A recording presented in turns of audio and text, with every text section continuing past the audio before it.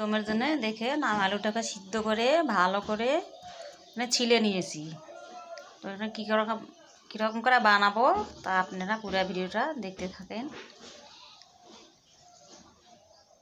প্রথমে কড়াইতে তেল দিয়ে রাখছি, তেলটা গরম হয়ে গেছে। একটা দিব শুকনো লঙ্কা, তেজপাতা, তারপরে গোটা জিরা, তারপরে দিব কয়টা কাঁচা লঙ্কা,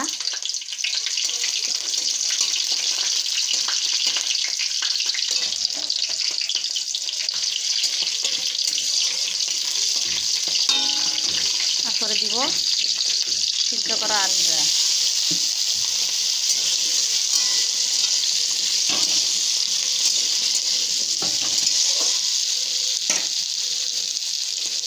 দিব স্বাদ মতো লবণ, আর দিব হলুদ। হলুদ আর লবণটা মিশিয়ে ভালো করে আলুটাকে ভেজে নেব। তারপরে যে মশলাটা রাখছি সেটা দিব। আগে তো আলুটা ভালো করে ভেজে নিই।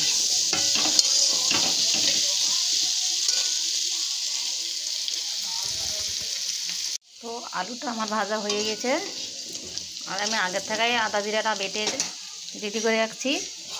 তো ওখানে আদা জিরাটা দিয়ে দিব, আর দিব একটু কষানোর জন্য জল,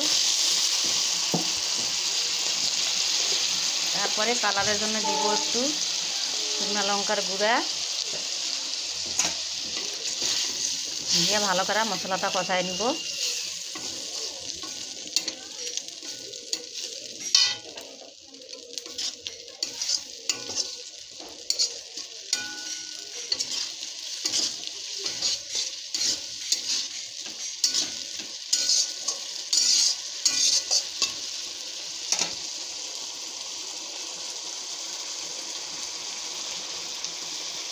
তো মশলাটা আমার কষানো হয়ে গেছে।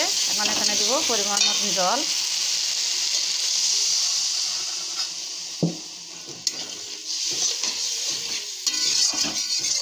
জলটা দিয়ে মিশিয়ে ভালো করে ঝোলটাকে ফুটিয়ে নিব।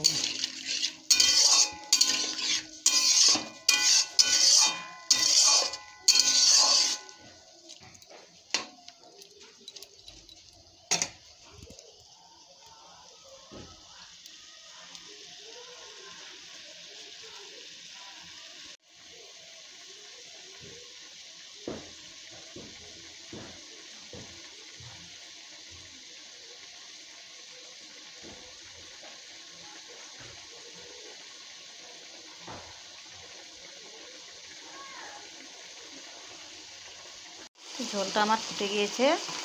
এখানে দিব একটু গরম মশলা, আর একটু দিব ঘি দিয়ে ভালো করে মিশিয়ে নিব। বাস হয়ে গেছে ঝোলটা, আমি এখন নামায় নিব। দিয়ে দিলাম একটু ধনিয়া কুচি।